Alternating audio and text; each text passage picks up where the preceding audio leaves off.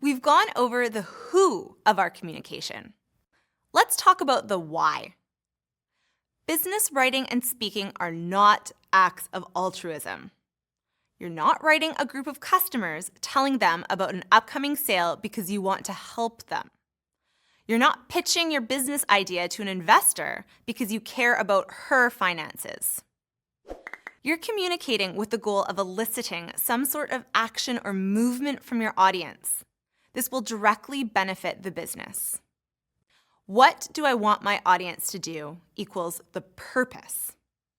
The author in the Globe and Mail reading I asked you to do calls the purpose the goal of the communication.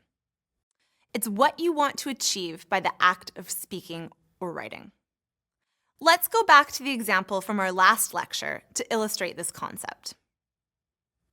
You're writing a group of customers and describing a new line of yoga pants. It's always beneficial to outline the overall objective of the communication in one sentence. I will describe to customers the benefits and design differences of our spring pants line. But what's the actual purpose of this communication? It's not an act of charity. It's not solely to describe the benefits of the pants. You're taking the time and effort to reach out because ultimately you want this group to buy the product. The action here is shopping, my favorite. Now your boss asks you to help prepare the quarterly report for shareholders. Sometimes we communicate because we have to. As a public company, this would be legally necessary for Lululemon. Again, the objective. I will summarize the financial performance of Lululemon over the past 3 months. But why is the company taking the time to do this? Well, yes, it's legally necessary, so that's important. But why spend the time on this type of document? It's not just because you want to keep your shareholders informed. That's true.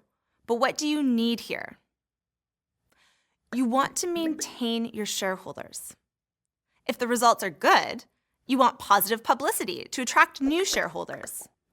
If the results are bad, you're trying to avoid a sell-off. The purpose or action as a result of writing is getting them to hold on to or buy more shares. And here's an internal example. Your boss at Lululemon asks you to present to store managers about a new policy. I will explain to managers why the company is implementing a policy requiring all staff to ask whether or not a customer needs a bag instead of automatically placing purchases in one. What's the purpose? Informing the managers is part of it, but it's not all. Why are you informing them? It's because you need them to implement this change, and you also need them to require their staff to follow it. If you can walk away from this lecture with one core concept, let it be this. In the business world, we communicate with people because we want something.